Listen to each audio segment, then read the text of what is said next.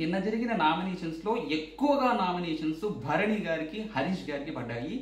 Nominations అన్నీ కూడా చాలా హీట్ ఆర్గ్యుమెంట్స్ జరిగినాయి. చాలా వరకు హరీష్ గారు, భరణి గారు మరియు భరణి గారు ఇమ్మాన్యులు ప్లస్ హరీష్ గారు, సో ఈ కాంబినేషన్లో చాలా చాలా చాలా గట్టిగా అరుచుకున్నారు.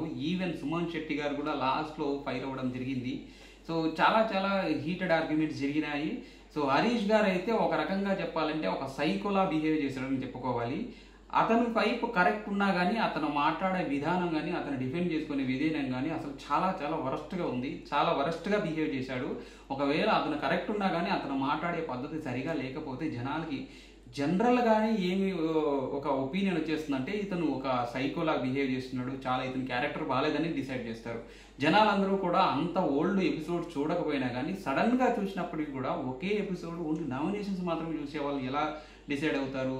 ఇతని ఆర్గ్యుమెంట్స్ అలా ఉన్నాయి కాబట్టి ఇంతకు ముందు ఆయన ఏదైనా చేశాడని చెప్పేసి కొంతమంది జనాలు అనుకునే పరిస్థితి చాలా ఉంది. ఎందుకంటే సో అక్కడ అతని బిహేవియర్ అనేది అలా ఉంది.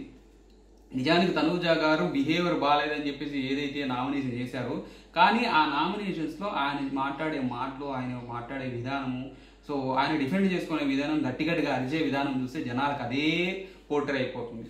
సో దీనికి ఆపోజిట్గా, దీనికి కాంట్రాస్ట్గా భరణి గారు చాలా చాలా ప్రాపర్గా డిఫెండ్ చేసుకున్నారు. సో ఎంత బాగా డిఫెండ్ చేసుకున్నారంటే